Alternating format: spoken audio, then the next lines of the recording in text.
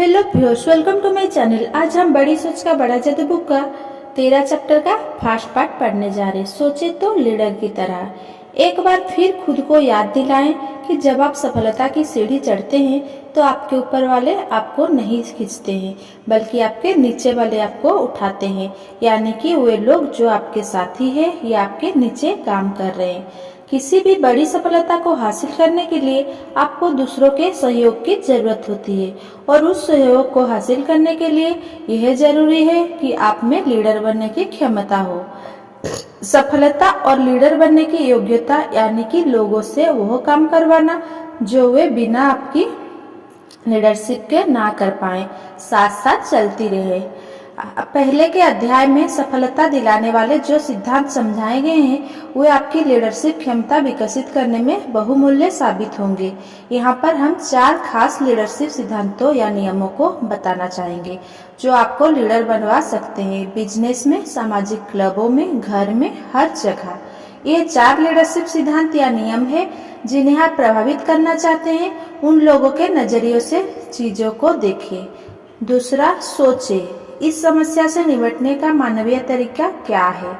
तीसरा, प्रगति के बारे में सोचें, प्रगति के बारे में विश्वास करें और प्रगति के लिए कोशिश करें। चौथा, अपने आप से बात करने के लिए समय निकालें। अगर आप इस नियमों का पालन करते हैं तो आप निश्चित रूप से सफल होंगे। रोजमर्रा के जीवन में इन नियमों का पालन करने से आपको वह रहस्यमय शक्ति मिल जाती है जिसे लीडरशिप कहा जाता है। आइए देखते हैं कि ऐसा किस तरह होता है। लीडरशिप नियम नंबर 1, जिन्हें आप प्रभावित करना चाहते हैं उन लोगों के नजरियों से चीजों को देखें। जिन्हें आप प्रभावित करना चाहते हैं उन लोगों के दृष्टिकोण या नजरियों से चीजों को देखना वो जादुई तरीका है जिससे आप उनसे अपना मनचाहा काम करवा सकते हैं। अगर आप अपने दोस्त, सहयोगियों, ग्राहकों, कर्मचारियों के नजरियों से देख सके तो आप उनसे जो चाहे करवा सकते हैं। वो कैसे होता है, इन 2 उदाहरणों में देखें। टेड भी एक बड़ी विज्ञापन एजेंसी में टेलीविजन कॉपीराइट और डायरेक्टर था। जब एजेंसी को बच्चों को जूते का विज्ञापन लिखवाना था तो टेड को यह जिम्मेदारी सौंपी गई कि वो जूते का टीवी विज्ञापन तैयार करे। विज्ञापन अभियान के 1 महीने बाद यह समझ में आ गया कि विज्ञापन में कोई खास फायदा नहीं हुआ था। जूतों की बिक्री में कोई खास बढ़ोतरी नहीं हुई थी।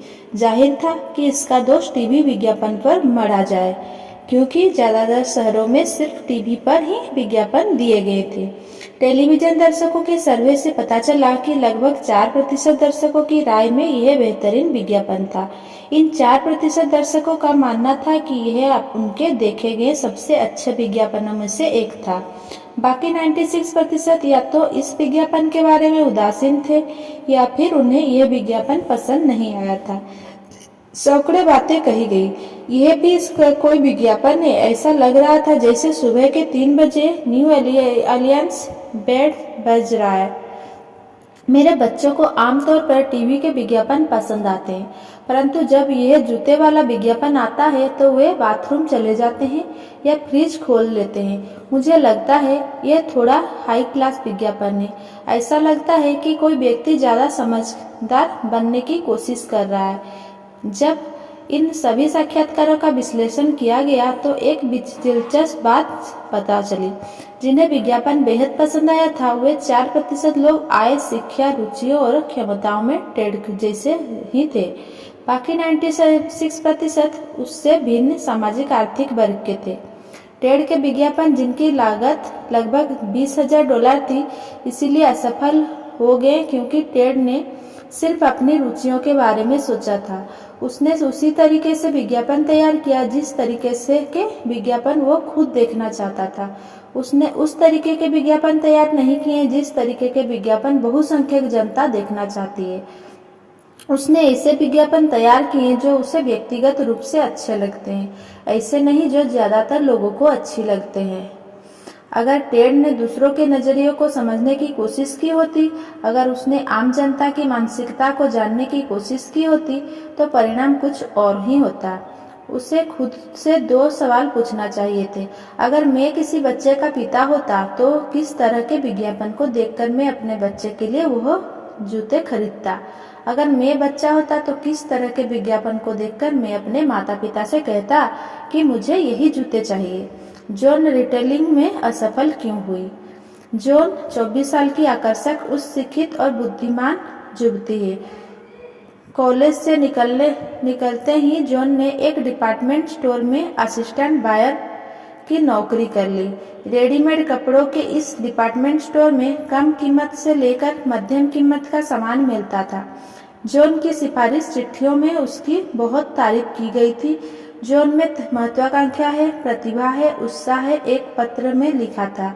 वो निश्चित रूप से काफी सफल होगी। परंतु जॉन काफी सफल नहीं हुई। जॉन केवल 8 महीने ही वहां काम कर पाई और फिर उसने रिटेलिंग छोड़कर दूसरी नौकरी कर ली।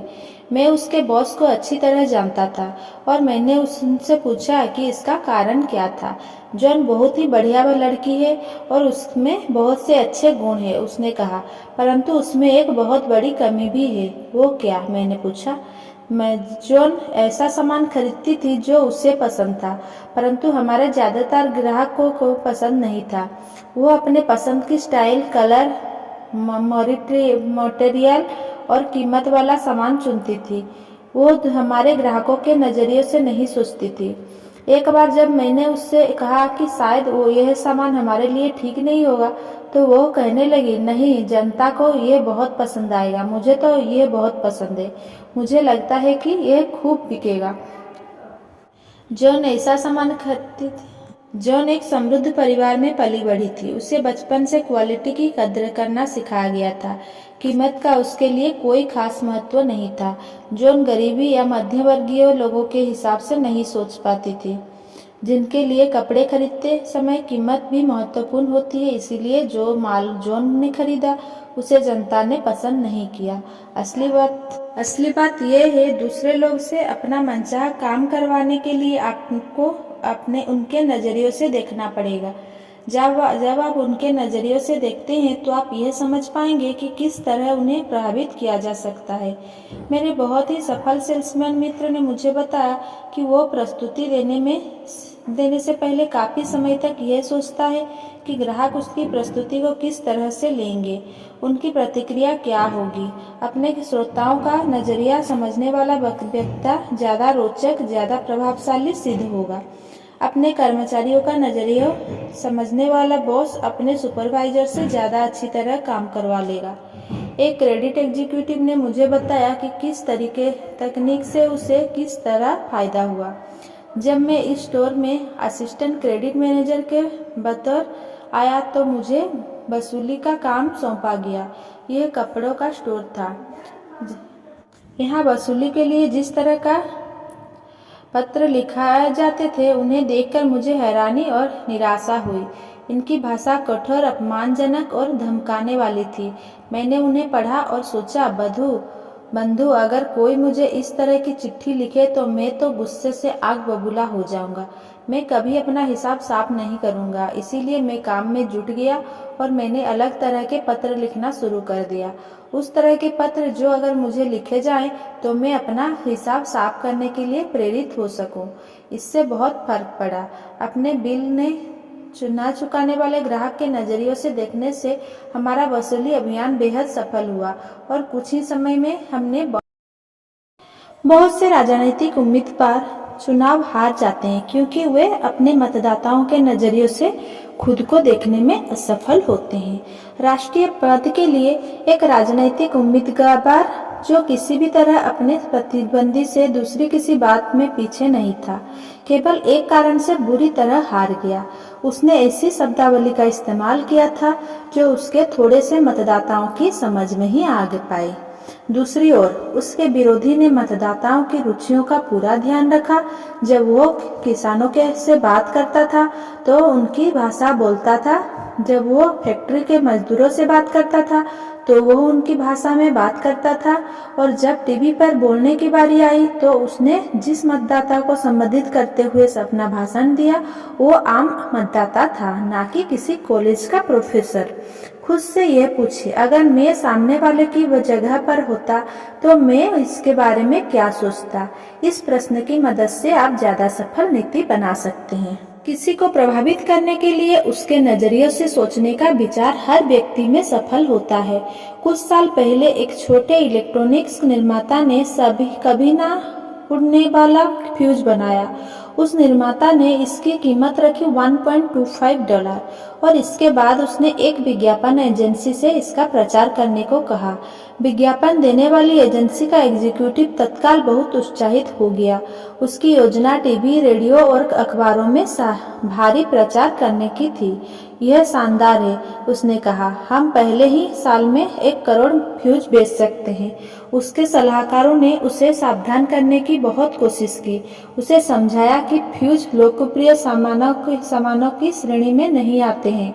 उनकी कोई रोमांटिक अपील नहीं होती है और लोग जब फ्यूज खरीदते हैं तो सस्ते से सस्ते फ्यूज खरीदना चाहते हैं। सलाहकारों ने यह सलाह दी, क्यों ना इसके बजाय कुछ चुनिंदा पत्रिकाओं में विज्ञापन दिया जाए और इस फ्यूज को ऊंची आमदनी वाले लोगों को बेचा जाए। परंतु उसने सलाहकारों की सलाह को अनसुना कर दिया। देश भर में तूफानी प्रचार अभियान चलाया गया और 6 हफ्तों में ही उसे बंद करना पड़ा, क्योंकि इसके निराशाजनक परिणाम मिले थे। समस्या यह थी, विज्ञापन एजेंसी के एग्जीक्यूटिव ने महंगे फ्यूज को अपनी नज़र से देखा, $75,000 हर साल कमाने वाले की नज़र से। वो आम आदमी की नज़र से इस फ्यूज को नहीं देख पाया, जिसकी वार्षिक आमदनी $9,000 से $15,000 होती है। अगर उसने खुद को उसकी जगह पर रखा होता तो उसने इस सामान को आम जनता के बजाय उच्च आय वर्ग के लोगों में बेचने का लक्ष्य बनाया होता और तूफानी अभियान में इतना पैसा बर्बाद नहीं किया होता। जिन लोगों को आप प्रभावित करना चाहते हैं, उनके नजरियों से देखने की कला विकसित करें। नीचे दिए गए अभ्यासों से आपको ऐसा करने में मदद मिलेगी। दूसरों के नजरियों से देखने का अभ्यास करें। स्थिति उसका सर्वश्रेष्ठ परिणाम के लिए खुद से पूछे। अगर स्थिति एक पहला स्थिति, किसी को काम के बारे में निर्देश देना। सर्वश्रेष्ठ परिणाम, अगर मैं काम पर नया होता तो क्या इस तरह के निर्देश से मैं पूरी तरह समझ जाता कि मुझे क्या करना है। दूसरा, विज्ञापन लिखना। अगर मैं आम खरीदार होता तो इस विज्ञापन के बारे में मेरी राय क्या होती। तीसरा, टेलीफोन मैनर्स। अगर मैं सामने वाले की जगह पर होता तो टेलीफोन पर मेरी आवाज और मेरे मैनर्स मुझे कैसे लगते। चौथा, तोहफा। क्या यह तोहफा मुझे पसंद है या यह तोहफा सामने वाले को पसंद आएगा। अक्सर दोनों में बहुत फर्क होता है। पांचवा, जिस तरीके से मैं आदेश देता हूँ। जिस तरह के आदेश मैं देता हूँ, अगर मैं कर्मचारी होता तो क्या मैं उस तरह के आदेशों का खुशी खुशी पालन करता। छठा, बच्चों का अनुशासन। अगर मैं बच्चा होता तो उसकी उम्र, अनुभव और भावनाओं के लिहाज से इस अनुशासन के बारे में मेरी प्रतिक्रिया क्या होती। सातवां, मेरा हुलिया। अगर मेरी जगह मेरा सुपीरियर इस तरह के कपड़े पहनता तो मैं उसके बारे में क्या सोचता। आठवां, भाषण तैयार करना।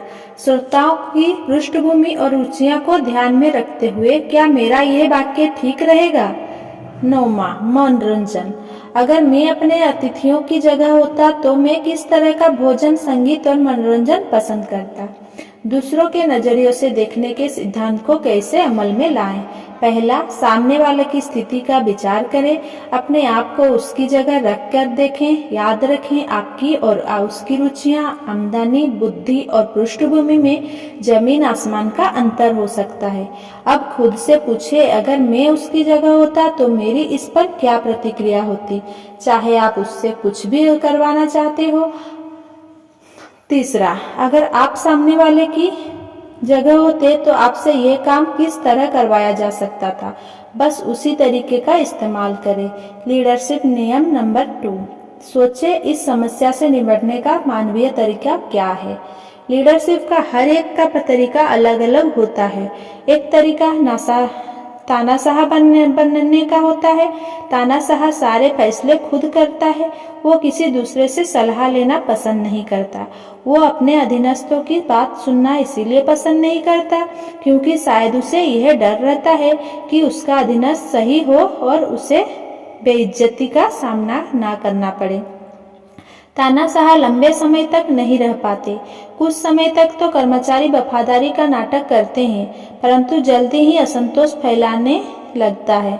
सर्वश्रेष्ठ कर्मचारी काम छोड़कर दूसरी कंपनियों में चले जाते हैं और जो कर्मचारी बचे रहते हैं वे तानाशाह के खिलाफ मोर्चा संभाल लेते हैं।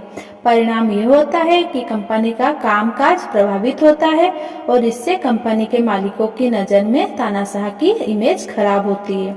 लीडरशिप का दूसरा तरीका ठंडा मशीनी मैं तो नियम की पुस्तक के हिसाब से चलता हूँ वाला तरीका है। इस शैली से काम करने वाला व्यक्ति हर काम नियम की पुस्तक के हिसाब से करता है। वो यह नहीं समझ पाता कि हर नियम या नीति या योजना केवल एक मार्गदर्शक सिद्धांत है जो सामान्य प्रकरण के लिए बना है। यह भावी लीडर इंसानों के साथ उसी तरह से व्यवहार करता है जैसे वह इंसान नहीं मशीन हो। और किसी भी व्यक्ति को जो बात सबसे ज्यादा बुरी लगती है वो ये है कि उसके साथ मशीन की तरह व्यवहार किया जाना।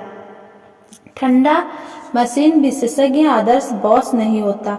जो मशीनें उसके नीचे काम करती है वह अपनी क्षमता का थोड़ा सा उपयोग ही कर पाती है। जो लोग लीडरशिप की बुलंदियां को छू लेते हैं वे तीसरी शैली का प्रयोग करते हैं, मानवीय बनने की शैली। कुछ साल पहले मैं जॉन एस के साथ काम करता था। जॉन एक बड़े एल्यूमिनियम निर्माता के इंजीनियरिंग डेवलपमेंट विभाग में एग्जीक्यूटिव थे। जॉन मानवीय बनने की शैली में निपुण था और उसे इससे लाभ भी हो रहे थे। दर्जनों छोटे छोटे तरीकों से जॉन यह बात लोगों तक पहुंचाता था, आप एक इंसान हैं, मैं आपका सम्मान करता हूं, मैं आपकी जितनी भी मदद कर सकता हूं करूंगा। जब दूसरे शहर का एक व्यक्ति उसके विभाग में आया तो जॉन ने काफी परेशानी उठाकर उसके लिए अच्छा सा घर खोजा। अपनी सेक्रेटरी और 2 अन्य महिला कर्मचारियों के माध्यम से काम करते हुए उसने अपने स्टाफ के हर सदस्य के लिए ऑफिस बर्थडे पार्टीज आयोजित करने की परंपरा डाली। इस छोटे से आयोजन में जो आधे घंटे का समय बर्बाद होता था वो दरअसल बर्बादी नहीं बल्कि निवेश था, वफादारी, निष्ठा और क्षमता में निवेश। जब उसे यह पता चला कि उसके स्टाफ का एक व्यक्ति अल्पसंख्यक है तो जॉन ने उसे बुलवाया और उससे कहा कि वो ऐसे व्यवस्था कर देगा कि वो अपने धार्मिक त्योहार को मना सके, क्योंकि वैसे त्योहार पर अमूमन छुट्टियां नहीं होती है। जब कोई कर्मचारी या कर्मचारी के परिवार का कोई सदस्य बीमार होता था तो जॉन को यह याद रहता था। जब नौकरी के बाहर उसके स्टाफ का कोई कर्मचारी उपलब्धि हासिल करता था तो जॉन उसे बधाई देने का समय निकाल लेता था। परंतु जॉन की मानवीय बनने की फिलोसॉफी का सबसे बड़ा सबूत मिला जब उसने एक कर्मचारी को डिसमिस किया। जॉन के पहले वाले बॉस ने एक कर्मचारी को नियुक्त किया था। उस कर्मचारी की इस तरह के काम में कोई रुचि नहीं थी, ना ही योग्यता थी। जॉन ने इस समस्या को बेहतरीन तरीके से सुलझाया। उसने कर्मचारी को ऑफिस में बुलाने का पारंपरिक तरीका इस्तेमाल नहीं किया, वो तरीका जिसमें पहले तो उसे बुरी खबर सुनाई जाए और खुद बाद में उसे 15 या 30 दिन का समय दिया जाए। इसके बजाय उसने 2 अस्वाभाविक काम किए। पहली बात तो यह कि उसने कर्मचारी को समझाया कि वो यह कर्मचारी के ही हित में है कि वो यह नौकरी छोड़ दे और कोई ऐसी नौकरी ढूंढे जहां उसकी योग्यता और रुचि का बेहतर उपयोग हो सकता हो। उसने कर्मचारी के साथ बैठकर एक प्रतिष्ठित रोजगार परामर्शदाता से सलाह लेने की योजना बनाई। इसके बाद उसने ऐसा कुछ किया जो नियम की किसी पुस्तक में नहीं लिखा था। उसने दूसरी कंपनियों के एग्जीक्यूटिव से संपर्क किया जहां उस कर्मचारी की योग्यताएं काम आ सकती थी। उसने इंटरव्यू का इंतजाम भी करवा दिया। 18 दिन बाद ही उस कर्मचारी को बहुत ही बढ़िया नौकरी मिल गई। डिसमिसल के इस तरीके से मुझे हैरत हुई और मैंने जॉन से पूछा कि उसने इस छोटी सी बात के लिए इतना कष्ट क्यों उठाया। जॉन का जवाब था, मैंने एक पुरानी कहावत को अपने दिमाग में बिठा लिया था, जो भी किसी व्यक्ति के नीचे काम करता है वो उसके संरक्षण में होता है। हमें पहले तो उस व्यक्ति को नौकरी पर रखना ही नहीं चाहिए था, क्योंकि वो उसके लायक नहीं था, परंतु जब हमने उसे नौकरी पर रख ही लिया तो हमारा यह फर्ज बनता था कि उसके बदले हम उसे ढंग की नौकरी तो दिलवाते। जॉन ने आगे कहा, कोई भी किसी व्यक्ति को नौकरी पर रख सकता है, परंतु लीडरशिप का इम्तिहान इस बात से होता है कि आप किसी व्यक्ति को नौकरी से किस तरह हटाते हैं। इस कर्मचारी को अच्छी नौकरी दिलवाकर मैंने अपने डिपार्टमेंट के हर व्यक्ति में जॉब सिक्योरिटी की भावना पैदा कर दी है। इस उदाहरण से वे यह जान गए हैं कि जब तक मैं यहाँ पर हूँ वे फुटपाथ पर नहीं आएंगे। इस बारे में कोई गलतफहमी ना पाले। जॉन की मानवीय बनने की लीडरशिप के उससे बहुत अच्छे परिणाम मिले। जॉन की पीठ पीछे बुराई कभी नहीं हुई। उसे कर्मचारियों की पूरी वफादारी और सहयोग मिला। उसे अधिकतम जॉब सिक्योरिटी इसीलिए मिली क्योंकि उसने अपने अधीनस्थ को अधिकतम जॉब सिक्योरिटी दी। 15 साल से मैं एक ऐसे व्यक्ति को जानता हूँ जिसे मैं बॉब डब्ल्यू का नाम देना चाहूँगा। बॉब की उम्र 50-60 के बीच है। उसने अपने दम पर सफलता हासिल की है। चूँकि उसकी शिक्षा ज़्यादा नहीं थी और उसके पास पैसा भी नहीं था, इसीलिए उसकी नौकरी 1931 में छूट गई। परंतु वो हमेशा संघर्षशील था, इसीलिए उसने चुपचाप बैठे रहने के बजाय अपने गैरेज में एक छोटी सी फर्नीचर की दुकान शुरू की। कड़ी मेहनत के बाद उसका बिजनेस जम गया और आज बॉब आधुनिक फर्नीचर निर्माता है और उसके कारखाने में 300 से ज्यादा कारीगर काम करते हैं। आज बॉब मिलियनरीज है। पैसे और भौतिक चीजों की चिंता खत्म हो गई है, परंतु बॉब दूसरी तरह से भी अमीर है। वो दोस्तों, संतुष्टि और संतोष के लिहाज से भी लखपति है। बॉब की ढेरों अच्छाइयों में से एक उनकी लोगों की सहायता करने की जबरदस्त इच्छा है। बॉब मानवतापूर्ण है और वे लोगों के साथ वैसा ही व्यवहार करते हैं जैसा कि वे लोग चाहते हैं और वे इसके विशेषज्ञ हैं। एक दिन मैं और बॉब लोगों की आलोचना करने की शैली के बारे में बात कर रहे थे। आलोचना करने का बॉब का मानवीय तरीका एक अद्भुत फॉर्मूला है। उसने मुझे बताया, मुझे नहीं लगता कि कोई यह कहेगा कि मैं एक कमजोर बॉस हूँ। मैं एक बिजनेस चलाता हूँ। अगर कुछ ठीक नहीं हो रहा तो मुझे उसे ठीक करना ही पड़ता है, परंतु ठीक करने का एक तरीका भी होता है और तरीका ही महत्वपूर्ण होता है। अगर कर्मचारी ने कोई गलती कर दी है तो मैं विशेष सावधान रहता हूँ या वह अपमानित महसूस ना करे। मैं इन 4 आसान कदमों का इस्तेमाल करता हूँ। सबसे पहले मैं उनसे अकेले में बात करता हूँ। दूसरे में उनके अच्छे काम की तारीफ करता हूँ। तीसरे मैं उन्हें यह बताता हूँ कि किस क्षेत्र में वे बेहतर काम कर सकते हैं और मैं उन्हें बेहतर काम करने का तरीका बताता हूँ। चौथे में एक बार फिर उनकी अच्छी बातों के लिए उनकी तारीफ करता हूँ और 4 कदमों का यह फॉर्मूला काम करता है। जब मैं इसका इस्तेमाल करता हूँ तो लोग मुझे धन्यवाद देते हैं। मैं जान गया हूँ कि लोग को आलोचना सुनने का यही तरीका पसंद आता है। जब वे मेरे ऑफिस से बाहर निकलते हैं तो वे इसीलिए मेरी बातों का बुरा नहीं मानते क्योंकि मैंने उन्हें याद दिला दिया कि वे न सिर्फ अच्छे कर्मचारी हैं बल्कि वो बेहतर कर्मचारी भी बन सकते हैं। लोगों को देखने का मेरा जिंदगी भर का तजुर्बा है और मैं यह जानता हूँ कि मैं उनसे जितना अच्छा व्यवहार करता हूँ उतनी ही अच्छी चीजें मेरे साथ होती है। ईमानदारी से कहा जाए तो मैं इस बारे में कोई योजना नहीं बनाता, ये अपने आप ही हो जाता है। मैं आपको एक उदाहरण दूं। कुछ साल पहले, शायद 5 या 6 साल पहले, हमारा एक मजदूर शराब पीकर काम पर आ गया। जल्दी ही फैक्ट्री में हल्ला मच गया। उसने वार्निश का 5 गैलन का ड्रम उठा लिया था, जिसे वो फैक्ट्री में इधर उधर फैलाने पर आमादा था। दूसरे मजदूरों ने उससे ड्रम छुड़ा लिया और उसके सुपरिटेंडेंट ने उसे बाहर निकाल दिया।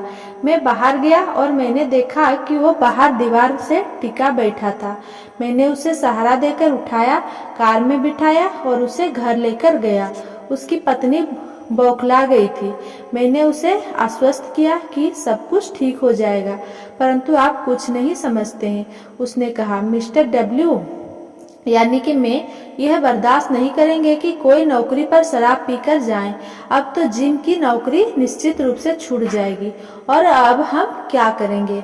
मैंने उसे बताया कि जिम की नौकरी नहीं छूटेगी। उसने पूछा कि मैं इतने यकीन के साथ कैसे ऐसा कह सकता हूँ। मैंने बताया कि मैं यकीन के साथ ऐसा इसीलिए कह सकता हूँ क्योंकि मैं ही मिस्टर डब्ल्यू हूँ। यह सुनकर वह लगभग बेहोश हो गई। मैंने उसे बताया कि मैं फैक्ट्री में जिम की मदद करने की पूरी कोशिश करूंगा और मैंने आशा की कि घर पर वह जिम का ध्यान रखेगी। मैंने उससे यह भी कहा कि अगली सुबह वो जिम को काम पर भेज दे। फिर फैक्ट्री लौटकर मैं जिम के डिपार्टमेंट में गया और जिम के सहकर्मियों से बात की। मैंने उनसे कहा, आज जो अप्रिय घटना हुई है उसे आप भूल जाएं। जिम कल काम पर लौट आएगा, उसके प्रति सहानुभूति रखें।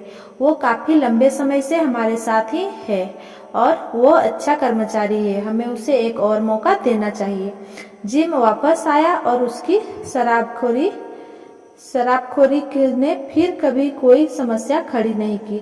मैं इस घटना को जल्दी ही भूल गया, परंतु जिम नहीं भूला। 2 साल पहले लोकल यूनियन के मुख्यालय ने कुछ लोगों को यहाँ भेजा ताकि वे लोकल यूनियन के कॉन्ट्रैक्ट पर चर्चा करें। उनकी मांगे बहुत ज्यादा थी। जिम, जो बहुत शांत और नम्र था, अचानक एक लीडर बन गया। उसने अप्रत्याशित फुर्ती दिखाई और उसने फैक्ट्री के मजदूरों को याद दिलाया कि मिस्टर डब्ल्यू ने हमेशा उनके साथ अच्छा बर्ताव किया है, उनके साथ कभी अन्याय नहीं किया और इसीलिए हमें अपने आपसी मामले में बाहर वालों को बीच में लाने की कोई जरूरत नहीं है। बाहरी लोग चले गए और हमने हमेशा की तरह अपना कॉन्ट्रैक्ट दोस्ताना माहौल में किया और इसके लिए जिम जिम्मेदार था। मानवीय शैली से बेहतर लीडर बनने को 2 तरीके हैं। पहला, हर बार जब भी आप लोगों से संबंधित किसी मुश्किल मसले का सामना करें तो खुद से पूछे, इससे निपटने का मानवीय तरीका क्या है। जब आपके अधीनस्थ में असहमति हो या जब कोई कर्मचारी समस्या खड़ी कर रहा हो तो इस प्रश्न पर सोचें। बॉब के गलतियां सुधारने के फॉर्मूले को याद रखें। कटुता को टालें, व्यंग से परहेज करें, लोगों को नीचा दिखाने की कोशिश न करें, लोगों को उनकी और दूसरी की नजरों से ना गिराएं। खुद से पूछे, लोगों के साथ निपटने का मानवीय तरीका क्या है। इससे हमेशा लाभ होता है, कई बार जल्दी, कई बार देर से, पर लाभ हमेशा होता है। मानवीय बनने के नियम से लाभ लेने का दूसरा तरीका यह है कि आप अपने काम से यह बात जताएं कि आपके लिए लोग महत्वपूर्ण हैं। अपने मातहतों की नौकरी के बाहर की उपलब्धियों से रुचि दिखाएं। हर एक के साथ गरिमापूर्ण व्यवहार करें। अपने आप को याद दिलाएं कि जीवन का मुख्य लक्ष्य इसका आनंद लेना है। यह सामान्य सा सिद्धांत है कि आप किसी व्यक्ति में जितनी अधिक रुचि लेंगे वो आपके लिए उतना ही मन लगाकर काम करेगा और जब वह मन लगाकर काम करेगा तो उससे आप और ज्यादा, बहुत ज्यादा सफल हो जाएंगे। जब भी मौका मिले अपने सुपरवाइजर से अपने अधीनस्थ की तारीफ करते रहे। यह एक पुरानी अमेरिकी परंपरा है कि छोटी आदमी की तरफ वाले व्यक्ति को हमेशा प्रशंसा की नजरों से देखा जाता है। आपके अधीनस्थ आपकी तारीफ से खुश होंगे और आपके प्रति उनकी वफादारी भी बढ़ जाएगी और इस बात से ना डरे कि इससे आपके सुपरवाइजर की नजरों में आपका महत्व कम हो जाएगा। जिस व्यक्ति का दिल इतना बड़ा हो, जिसका व्यवहार इतना विनम्र हो, वह उस व्यक्ति से ज्यादा आत्मविश्वासी लगता है जो सुरक्षा के भाव से भरकर अपनी उपलब्धियों को सीखी बधाता रहता है। थोड़ी सी विनम्रता बहुत काम आती है। जब भी मौका मिले अपने अधीनस्थ की व्यक्तिगत रूप से तारीफ करें, उनके सहयोग के लिए उनकी तारीफ करें, हर अतिरिक्त प्रयास के लिए उनकी तारीफ करें। तारीफ ही वो सबसे बड़ा एकमात्र प्रोत्साहन है जो आप उन्हें दे सकते हैं, और इसमें आपका एक पैसा भी खर्च नहीं होता। इसके अलावा गुप्त मतदान ने कई सशक्त और जाने माने उम्मीदवारों को भी धराशायी कर दिया है। आप कभी नहीं जानते कि कब आपके अधीनस्थ आपके काम आ जाएंगे और आपको किसी अप्रिय स्थिति से बचा लेंगे। लोगों की तारीफ करने का अभ्यास करें, सही तरीके से लोगों से व्यवहार करें, मानवीय बने। लीडरशिप नियम नंबर 3, प्रगति के बारे में सोचें, प्रगति के बारे में विश्वास करें और प्रगति के लिए कोशिश करें। जब कोई आपके बारे में यह कहता है वो प्रगति में विश्वास करता है, वही व्यक्ति इस काम के लिए ठीक रहेगा, तो आपकी इससे बड़ी तारीफ हो ही नहीं सकती। हर क्षेत्र में प्रमोशन उन्हीं लोगों को मिलते हैं जो प्रगति में विश्वास करते हैं और प्रगति के लिए प्रयास करते हैं। सच्चे लीडर्स बहुत कम होते हैं। यथास्थिति में विश्वास रखने वाले लोग जैसा भी चल रहा है ठीक है, हम इसमें कोई हेरफेर नहीं करना चाहते। हमेशा प्रगतिशील व्यक्तित्व से सुधार की बहुत गुंजाइश है, इसीलिए हम इसे सुधारने की कोशिश करें। बहुत बड़ी तादाद में होते हैं। लीडर्स के समूह में शामिल हो, अपनी नज़र हमेशा आगे की तरफ रखें। प्रगतिशील नजरिया विकसित करने के लिए आप 2 खास चीजें कर सकते हैं। पहला, जो भी काम आप करें उसमें सुधार के बारे में सोचें। दूसरा, जो भी काम आप करें उसमें आप ऊंचे स्तर रखें। कई महीने पहले एक मध्यम आकार की कंपनी के प्रेसिडेंट ने मुझसे एक महत्वपूर्ण निर्णय करने के लिए कहा। इस एग्जीक्यूटिव ने अपना बिजनेस खुद बनाया था और वह सेल्स मैनेजर के रूप में काम कर रहा था। जबकि उसके यहाँ 7 सेल्समैन काम कर रहे थे, उसने यह फैसला किया कि अब वह खुद सेल्स मैनेजर का काम छोड़ देगा और किसी सेल्समैन को सेल्स मैनेजर के पद पर प्रमोशन दे देगा। उसने इस काम के लिए 3 सेल्समैनों को छांटा था जो अनुभव और सेल्स में लगभग बराबर थे। मेरा काम था हर व्यक्ति के साथ एक दिन बिताना और यह फैसला करना कि क्या यह व्यक्ति उस समूह का लीडर बनने के काबिल है। हर सेल्समैन को बता दिया गया था कि एक सलाहकार आकर मार्केटिंग प्रोग्राम के बारे में उनसे चर्चा करेगा। जाहिर है कि उन्हें स्पष्ट कारणों से यह नहीं बताया गया था कि मेरी चर्चा का असली उद्देश्य क्या था। 2 लोगों ने लगभग एक ही तरीके से प्रतिक्रिया व्यक्त की। दोनों ही मेरे साथ असहज हो गए। दोनों को ही यह एहसास हो गया कि मैं वहां पर कुछ बदलने की फिराक में था। दोनों ही सेल्समैन यथास्थिति के सच्चे रक्षक थे। दोनों का ही यह कहना था कि सब कुछ ठीक ठाक चल रहा है। मैंने उनसे पूछा कि किस तरह उनसे उनके क्षेत्र का बंटवारा हुआ है। उनके sales promotional material compensation program के बारे में बात की। मार्केटिंग के हर पहलू पर उन्होंने यही कहा, सब कुछ बढ़िया है। कुछ खास मुद्दों पर इन दोनों व्यक्तियों ने स्पष्ट किया कि वर्तमान नीति में बदलाव क्यों नहीं किया जाना चाहिए। संक्षेप में दोनों ही व्यक्ति चाहते थे कि स्थितियां जैसी की तैसी बनी रहे। एक व्यक्ति ने जब मुझे मेरे होटल में उतारा तो उसने चलते चलते कहा, मैं ये तो नहीं जानता कि आपने आज मेरे साथ दिन क्यों गुजारा, परंतु मेरी तरफ से आप मिस्टर MA को बता देना कि जैसा भी है सब कुछ बढ़िया है, किसी भी चीज को बदलने की कोई जरूरत नहीं है। तीसरा सेल्समैन इनसे अलग था। वो कंपनी से खुश था और उसे इसकी प्रगति पर नाज था, परंतु वो पूरी तरह संतुष्ट नहीं था। वो सुधार चाहता था। पूरे दिन वो तीसरा सेल्समैन मुझे ये बताता रहा कि नया बिजनेस कैसे हासिल किया जा सकता है, ग्राहकों को बेहतर सेवा कैसे दिया जा सकता है, समय की बर्बादी कैसे कम की जा सकती है, कंपनसेशन प्लान को कैसे बेहतर बनाया जा सकता है तथा वो खुद और कंपनी इससे किस तरह लाभान्वित हो सकते हैं। उनसे एक नए विज्ञापन अभियान की योजना भी बनाई थी कि जिसकी रूपरेख उसने मुझे बताई।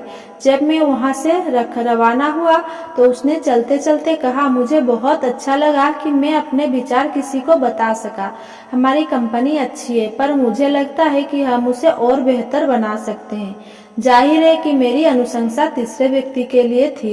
यह एक ऐसी अनुशंसा थी जो कंपनी के प्रेसिडेंट की भावनाओं के अनुरूप थी। प्रगति, कार्यकुशलता, नए उत्पाद, नई प्रक्रियाओं, बेहतर प्रशिक्षण और बड़ी समृद्धि में विश्वास करें। प्रगति में विश्वास करें, प्रगति के लिए प्रयास करें और आप एक लीडर बन जाएंगे। बचपन में मुझे मौका मिला कि मैं यह देख सकूं कि लीडर किस तरह अपने समर्थकों के व्यवहार को प्रभावित कर सकता है। मैं एक देहाती प्राथमिक शाला में पढ़ता था, जहां 8 कक्षाएं थी, एक ही टीचर थी और 40 बच्चों को एक ही कमरे में ठूस दिया जाता था। नई टीचर को हमेशा परेशान किया जाता था। बड़े बच्चों यानी कि 7वीं और 8वीं के बच्चों के नेतृत्व में सभी विद्यार्थी टीचर को मजा चखाने के लिए तैयार रहते थे। एक साल तो कुछ ज्यादा ही हंगामा हुआ। हर दिन दर्जनों स्कूली शरारतें होती थी, जिनमें चौक फेंककर मारना, कागज के हवाई जहाज चलाना इत्यादि शामिल थे। इसके अलावा कई बड़ी घटनाएं भी हुई, जैसे टीचर को स्कूल के बाहर आधा दिन तक खड़ा रखा क्योंकि कुंडी अंदर से बंद कर ली गई थी। दूसरे मौके पर इसका उल्टा हुआ, यानी टीचर को स्कूल में बंद कर दिया गया क्योंकि कुंडी बाहर से लगा दी गई थी। एक दिन एक शरारती बच्चा अपने कुत्ते को स्कूल में ले आया, परंतु मैं आपको यह बता दूं, ये बच्चा अपराधी किस्म के नहीं थे। चोरी करना, शारीरिक हिंसा करना या नुकसान पहुंचाना उनका उद्देश्य नहीं था। वे स्वस्थ बच्चे थे जो अपनी जबरदस्त ऊर्जा को अपनी शरारत के माध्यम से बाहर निकाल रहे थे। तो टीचर ने किसी तरह उस साल तो स्कूल में रहने में कामयाबी पाई, परंतु अगले साल नई टीचर को नियुक्त करना पड़ा और इससे किसी को कोई हैरत नहीं हुई। नई टीचर का नजरिया पुरानी टीचर से बिल्कुल अलग था। उसने गरिमामयी व्यवहार करने की उनकी भावना को जागृत किया। उसने उन्हें समझदारी के काम करने के लिए प्रोत्साहित किया। हर बच्चे को एक निश्चित जिम्मेदारी सौंपी गई, जैसे ब्लैकबोर्ड साफ करना, डस्टर साफ करना या छोटे बच्चे की मदद करना। नई टीचर ने बच्चों की जबरदस्त ऊर्जा का उपयोग करने के रचनात्मक तरीके खोज लिए, जबकि यही जबरदस्त ऊर्जा पहले शरारतों में बर्बाद हुआ करती थी। उसके शैक्षणिक कार्यक्रम की नींव चरित्र बनाने पर थी। पहले साल बच्चे राक्षसों की तरह व्यवहार क्यों कर रहे थे और अगले साल यही बच्चे देवताओं की तरह व्यवहार क्यों करने लगे? फर्क उनके लीडर का यानी उनकी टीचर का था। ईमानदारी से कहा जाए तो हम शरारतों के लिए बच्चों को दोष नहीं दे सकते। ये टीचर की ही गलती थी जो वो सही दिशा में बच्चों का नेतृत्व नहीं कर पाई। पहली टीचर अंदर से बच्चों की प्रगति के बारे में परवाह नहीं करती थी। उसने बच्चों के लिए कोई लक्ष्य नहीं बनाए, उसने उन्हें प्रोत्साहित नहीं किया। वो अपने गुस्से पर काबू नहीं रख पाई। उसे पढ़ाना पसंद नहीं था, इसलिए बच्चों को पढ़ाना पसंद नहीं था। परंतु दूसरी टीचर ने ऊंचे सकारात्मक मानदंड बनाए। वो बच्चे को सचमुच पसंद करती थी और चाहती थी कि वे कुछ बने। वो हर एक से इंसान की तरह व्यवहार करती थी। उसे सबका अनुशासन इसीलिए मिला क्योंकि वो अपने हर काम में अच्छी तरह अनुशासित थी और हर मामले में विद्यार्थियों ने अपनी टीचर के उदाहरण से ही सीखा। हम इसी तरह का व्यवहार हर दिन वयस्कों के समूह में भी देखते हैं। द्वितीय विश्व युद्ध के दौरान सेनापतियों ने सबसे ज्यादा हौसला उन टुकड़ियों में नहीं पाया जिनके कप्तान बेफिक्र, निश्चित या निरुत्साही थे। सबसे अच्छी टुकड़ियां थी जहां कप्तान खुद ऊंचे मानदंड पर चलता था और उनका पालन करता था। मिलिट्री में ऐसे अफसरों का सम्मान नहीं मिलता जिनके मानदंड नीचे होते हैं। कॉलेज के विद्यार्थी भी अपने प्रोफेसर के उदाहरण से ही सीखते हैं। एक प्रोफेसर की क्लास में वे बंक मार देते हैं, नकल करते हैं और बिना पढ़े अच्छे नंबर लाने के येन केन प्रकरण प्रयास करते हैं। परंतु दूसरे प्रोफेसर की क्लास में यही विद्यार्थी विषय में दक्षता हासिल करने के लिए अतिरिक्त मेहनत करने को सहस्र तैयार रहते हैं। बिजनेस में भी हमें यही देखने को मिलता है। कर्मचारी अपने मालिक के उदाहरण से सीखता है। कर्मचारियों ने के किसी समूह को करीब से देखें, उनकी आदतें, भाव कंपनी के प्रति उनके रवैये, उनकी नैतिकता, उनके आत्मनियंत्रण पर गौर करें। फिर उनके बॉस के साथ उनके व्यवहार की तुलना करें और आप पाएंगे कि दोनों में काफ़ी समानताएं हैं। हर साल कई कंपनियां जो अपनी प्रगति में से संतुष्ट नहीं है, कुछ परिवर्तन करती है। और वे ऐसा किस तरह करती है? वे सबसे ऊपर के लोगों को बदलती है। कंपनियां और कॉलेज, चर्च, क्लब, यूनियन, वो सभी तरह के संगठन ऊपर से नीचे की तरफ सफलता से पुनर्गठित होते हैं, ना कि नीचे के ऊपर की तरफ। ऊपर के लोगों की मानसिकता बदल दे और अपने आप नीचे के लोगों की मानसिकता बदल जाएगी। इसे याद रखें, जब आप किसी समूह के लीडर बनते हैं तो उस समूह के लोग तत्काल आपके आदर्श या उदाहरण के हिसाब से चलने लगते हैं। ये पहले कुछ सप्ताह में साफ दिखता है। उनकी सबसे बड़ी चिंता ये होती है कि वे किस तरह आपकी असलियत जाने, किस तरह यह पता करें कि आप उनसे क्या चाहते हैं। वो आपकी हर गतिविधि को पूरे ध्यान से देखते हैं। वे सोचते हैं यह व्यक्ति मुझे कितनी डील देगा, यह काम को किस तरह कराना चाहता है, ये किस चीज से खुश होता है, अगर मैं यह काम करूं तो यह क्या कहेगा। और जब वे इन सवालों के जवाब जान लेते हैं तो फिर वे उस अनुसार काम करने लगते हैं। उस आदर्श का ध्यान रखें जो आप प्रस्तुत करते हैं। इसे पुराने परंतु हमेशा सच्चे छंद को अपना मार्गदर्शक बनाएं। यह दुनिया किस तरह की दुनिया होती अगर इसमें रहने वाला हर इंसान बिल्कुल मेरी तरह होता। इस कहावत में अर्थ बढ़ाने के लिए आप दुनिया की जगह कंपनी शब्द फिट कर ले। और अब यह छंद इस तरह हो गया, यह कंपनी किस तरह की कंपनी होती अगर इसमें रहने वाला हर इंसान बिल्कुल मेरी तरह होता। इसी तरह आप खुद से पूछे कि अगर हर इंसान आप ही के जैसा हो जाए तो वह क्लब, समुदाय, स्कूल या चर्च कैसा होगा। आप अपने अधीनस्थ से जिस तरह की सोच चाहते हैं वैसा सोचें, जैसी चर्चा चाहते हैं वैसी चर्चा करें, जैसे काम चाहते हैं वैसा काम करें, जैसी जीवन शैली चाहते हैं वैसी जीवन शैली जिए। लंबे समय तक साथ रहने के बाद अधीनस्थ अपने बॉस की कार्बन कॉपी बन जाते हैं। उच्च कोटि की सफलता के लिए जरूरी है कि मास्टर कॉपी डुप्लीकेट करने काबिल होनी चाहिए।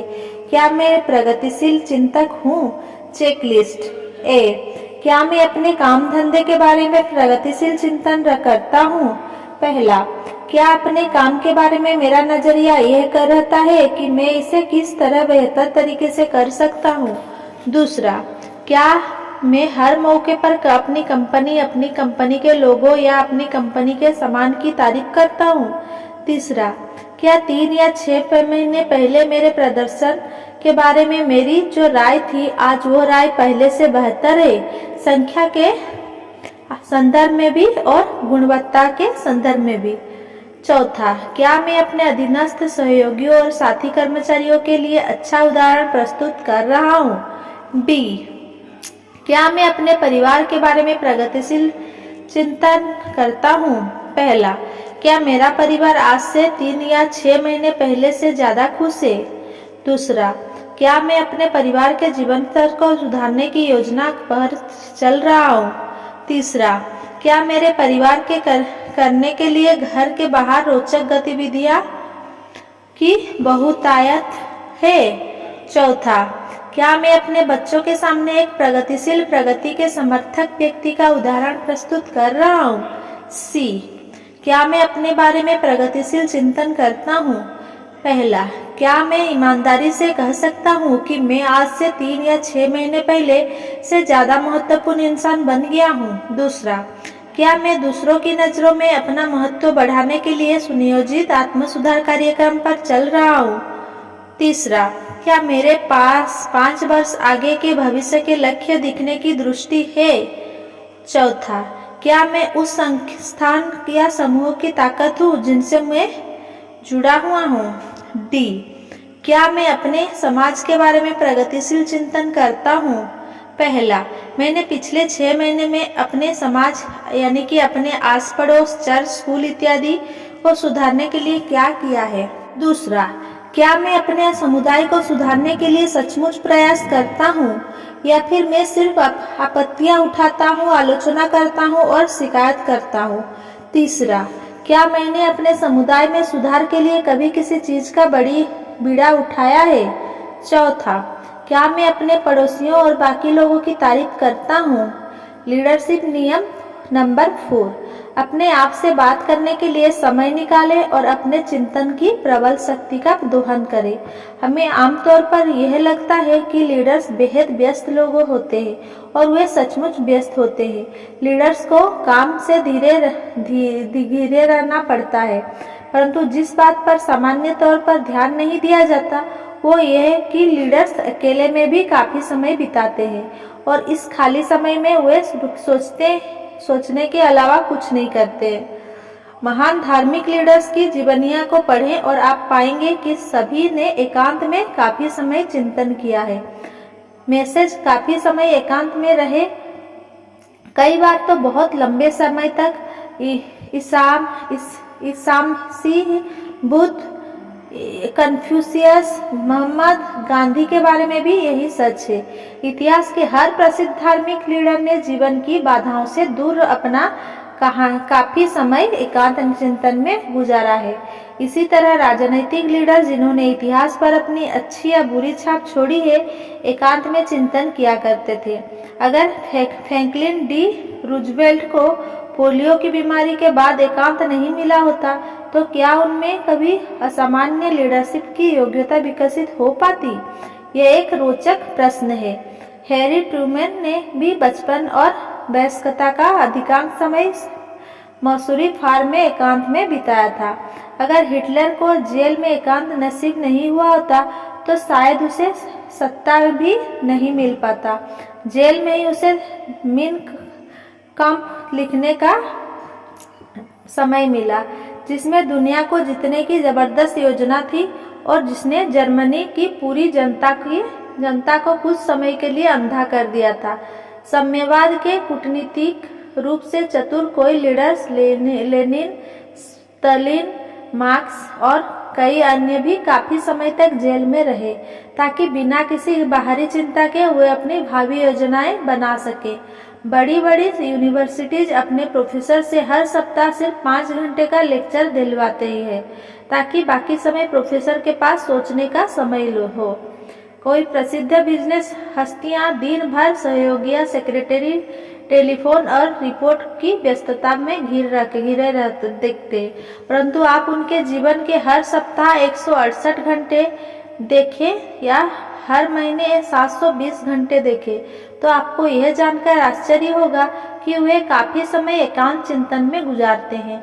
मुद्दे की बात यह है, किसी भी क्षेत्र में सफल व्यक्ति अपने आप से बात करने के लिए समय निकालता है। एकांत में लीडर्स समस्या के सभी टुकड़ों को इकट्ठा करते हैं, उसका हल खोजते हैं, योजना बनाते हैं और एक वाक्यांश में कहा जाए तो सुपर थिंकिंग करते हैं। कई लोग अपनी रचनात्मक लीडरशिप की क्षमता का इस्तेमाल दोहन नहीं कर पाते। इस क्षमता का इसीलिए दोहन नहीं कर पाते क्योंकि वो अपने अलावा हर इंसान से बातें कर लेते हैं। आप भी किसी ऐसे ही व्यक्ति को जानते होंगे। यह व्यक्ति कोशिश करता है कि वो कभी अकेला न रहे। वो लोगों से घिरा रहने की लगातार कोशिश करता है। वो अपने ऑफिस में अकेलापन बर्दाश्त नहीं कर पाता, इसीलिए वो दूसरे लोगों के पास जबरन जाता है। शाम को भी वो अकेले समय शायद ही गुजारता है। वो हर घड़ी किसी से बात करने की जरूरत महसूस करता है। वो गपशप में काफी समय बर्बाद करता है। जब ऐसी व्यक्ति को परिस्थिति बस शारीरिक रूप से अकेला रहना पड़ता है तो वो ऐसे तरीके ढूंढ लेता है जिनसे वो मानसिक रूप से अकेला ना रहे। ऐसे समय में वो टेलीविजन, अखबार, रेडियो, टेलीफोन या किसी और ऐसे ही यंत्र का सहारा लेता है जो उसके चिंतन को खत्म कर दे। वास्तव में वो यह कहता, मिस्टर टीवी, मिस्टर अखबार, मेरे दिमाग को भर दो, मैं अपने विचारों का सामना करने से घबराता हूँ। मिस्टर मैं अकेलापन बर्दाश्त नहीं कर पाता, स्वतंत्र विचार से दूर भागते हैं, वो अपने दिमाग का दरवाजा बंद रखते हैं। मनोवैज्ञानिक रूप से वे अपने खुद के विचारों से डरे रहते हैं। जैसे जैसे समय गुजारता जाता है, मिस्टर में अकेलापन बर्दाश्त नहीं कर पाता, लगातार उथले होते जाते हैं। वे कई गलत काम भी कर देते हैं, उनमें लक्ष्य की सामर्थ्य या व्यक्तिगत स्थिरता विकसित नहीं हो पाती। वे दुर्भाग्य से उस सुपर पावर के बारे में अनजान रहते हैं जो उनके दिमाग में बेकार ही पड़ा हुआ है। मिस्टर में अकेलापन बर्दाश्त नहीं कर पाता ना बने। सफल लीडर्स अकेलेपन में ही अपने सुपर पावर का दोहन करते हैं। आप भी ऐसा ही कर सकते हैं। आइए देखें कि कैसे एक प्रोफेशनल डेवलपमेंट प्रोग्राम के हिस्से के रूप में मैंने 13 विद्यार्थियों को 2 सप्ताह तक हर दिन 1 घंटे तक एकांत में रहने के लिए कहा। विद्यार्थियों से कहा गया कि वे सारी बाधाओं से दूर बिल्कुल एकांत में किसी भी घटना के बारे में रचनात्मक रूप से सोचे। 2 सप्ताह बाद हर विद्यार्थी ने बिना किसी अपवाद के यह बताया कि यह अनुभव बहुत ही व्यवहारिक और सफल रहा। एक व्यक्ति ने बताया कि एकांत में प्रयोग के पहले उसका अपनी कंपनी के एक अधिकारी से मतभेद हो गया था और वह उसके साथ युद्ध करने के मूड में आ गया था, परंतु स्पष्ट चिंतन के बाद उसने समस्या का स्रोत खोज लिया और उसका हल भी। बाकी लोगों ने भी बताया कि उन्होंने कई समस्याओं का हल ढूंढ लिया, जिनमें नौकरियां बदलने, शादी की कठिनाइयां, घर खरीदने और बच्चे के लिए अच्छा कॉलेज चुनने की समस्याएं शामिल थी। हर विद्यार्थी ने उत्साह से बताया कि खुद के बारे में उसकी बेहतर समझ विकसित हुई है। उसने खुद की कमजोरियों और शक्तियों को जान लिया है, जो वह पहले कभी नहीं जान पाया था। विद्यार्थियों ने ऐसा कुछ और भी खोज लिया जो बेहद महत्वपूर्ण है। उन्होंने पाया कि एकांत में लिए गए निर्णय और निष्कर्ष ना जाने क्यों 100% सही होते हैं। विद्यार्थियों ने पाया कि जब कोहरा छंट जाता है तो सही निर्णय बिल्कुल स्पष्ट हो जाता है। एकांत चिंतन के बहुत लाभ है। एक दिन मेरी एक सहयोगी ने एक समस्या के बारे में अपना पहले का नजरिया पूरी तरह बदल लिया। मैं यह जानने के लिए उत्सुक था कि उसने अपने विचार क्यों बदल लिए। समस्या तो वही थी और समस्या दरअसल एक मूलभूत किस्म की समस्या थी, इसीलिए मैं इस बदलाव का कारण नहीं समझ पा रहा था। उसका जवाब यह था, मैं स्पष्टता से नहीं सोच पा रही थी कि हमें क्या करना चाहिए। इसीलिए मैं आज सुबह 3:30 बजे उठी, एक कप कॉफी पी और सोफे पर 7 बजे तक बैठकर सोचती रही। अब मुझे सारी चीजें साफ देख रही है, तो इसीलिए मैंने अपने विचार बदल लिए और दूसरे तरीके को अपनाने का फैसला किया और उसका नया तरीका पूरी तरह सही साबित हुआ। हर दिन कुछ समय, कम से कम 3 मिनट पूरी तरह एकांत में रहने के लिए अलग निकाल ले। शायद सुबह का समय बेहतर होता है क्योंकि उस समय शोरगुल नहीं होता है, या देर शाम का समय भी शायद अच्छा रहेगा। महत्वपूर्ण बात यह है कि आप ऐसा समय चुनें जब आपके मस्तिष्क में स्फूर्ति हो और जब बाहरी बाधाएं कम हो। आप इस समय का इस्तेमाल 2 तरीके से कर सकते हैं, किसी दिशा में चिंतन या दिशाहीन चिंतन। किसी दिशा में चिंतन करने के लिए अपनी किसी महत्वपूर्ण समस्या पर विचार करें। एकांत में समस्या पर निरपेक्ष ढंग से सोचें और इससे आपको सही जवाब मिल जाएगा। दिशाहीन चिंतन करने के लिए आप अपने दिमाग को अपने आप जो वह चाहे सोचने दें। इन लक्षणों में आपका अवचेतन मस्तिष्क आपको मेमोरी बैंक का दोहन करता है, जो आपके चेतन मस्तिष्क का पोषण करता है। दिशाहीन चिंतन आत्म मूल्यांकन करने में बहुत सहायक होता है। वह आपको बहुत मूलभूत विषयों तक ले जाता है, जैसे मैं कैसे बेहतर बन सकता हूँ, मेरा अगला कदम क्या होना चाहिए। याद रखें, लीडर का मुख्य काम है सोचना और लीडरशिप की सर्वश्रेष्ठ तैयारी चिंतन है। हर दिन कुछ समय एकांत चिंतन के लिए निकालें और आप सफल चिंतन की राह पर होंगे। संक्षेप, ज्यादा प्रभावी लीडर बनने के लिए इन 4 लीडरशिप सिद्धांतों को अमल में लाएं। पहला, जिन्हें आप प्रभावित करना चाहते हैं उन लोगों के नजरियों से चीजें को देखें। अगर आप उनके नजरियों से देख सकेंगे तो आपके लिए वह तरीका ढूंढना आसान होगा जिससे सामने वाले से मनचाहा काम करवाया जा सके।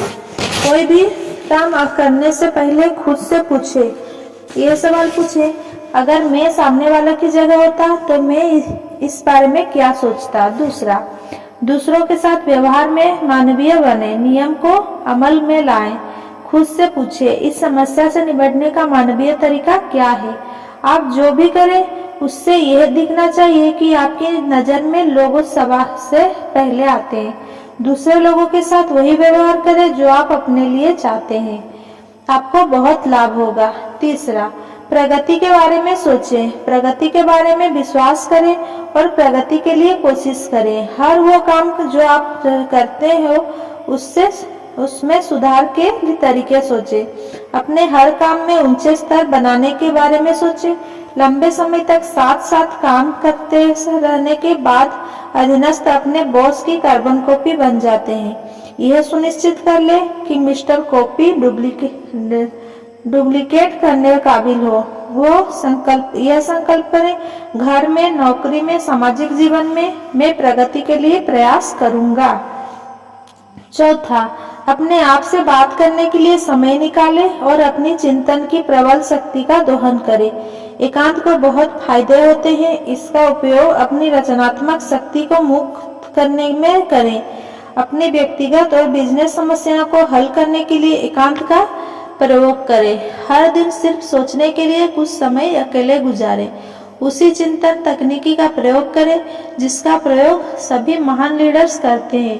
अपने आप से अकेले में बात करें। जीवन की मुश्किल परिस्थितियों में बड़ी सोच के बड़े जादू का प्रयोग कैसे करें। बड़ा सोचने में जादुई ताकत है, परंतु भूलना कितना आसान होता है। जब भी आपके सामने मुश्किल आएंगे तो खतरा रहेगा कि आपकी सोच सिकुड़ जाए, आप आकार में छोटी हो जाए, अच्छी हो जाए, और जब ऐसा हो जाता है तो आप हार जाते हैं। नीचे कुछ संक्षिप्त मार्गदर्शक सिद्धांत दिए गए हैं जो आपको तब भी महान बने रहने में मदद करेंगे जब आपके सामने अच्छा सोचने के प्रलोभन मौजूद हो। शायद आप इन सिद्धांतों को छोटे छोटे कार्डों पर लिखकर अपने पास रखना चाहिए। पहला, जब छोटे लोग आपको नीचा दिखाना चाहें तो बड़ा सोचें। निश्चित रूप से दुनिया में ऐसे लोग होते हैं जो चाहते हैं कि आप हार जाएं, आपके जीवन में दुर्भाग्य आ जाए, आपको डांट पड़ जाए, परंतु ये लोग आपको तब तक नुकसान नहीं पहुंचा सकते जब तक कि आप ये 3 बातें याद रखेंगे। पहला, अगर आप घटिया लोगों से लड़ने से इनकार कर दें तो आप जीत जाते हैं और अच्छे लोगों से लड़ने से आपका आकार छोटा हो जाता है, इसीलिए महान बने रहें।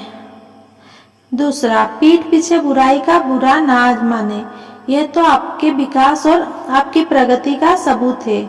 तीसरा, याद रखें कि पीठ पीछे बुराई करने वाले मनोवैज्ञानिक रूप से बीमार होते हैं। महान बने, उनके प्रति सहानुभूति रखें। अपनी सोच को इतना बड़ा रखें कि अच्छे लोगों के हमलों का आप पर कोई असर ना हो। बी, जब आपको यह लगे मेरे पास वो काबिलियत नहीं है जो मैं इसमें सफल हो सकूं, तो बड़ा सोचें। याद रखें, अगर आप खुद को कमजोर समझते हैं तो आप कमजोर बन जाते हैं। अगर आप खुद को अक्षम समझते हैं तो आप अक्षम बन जाते हैं।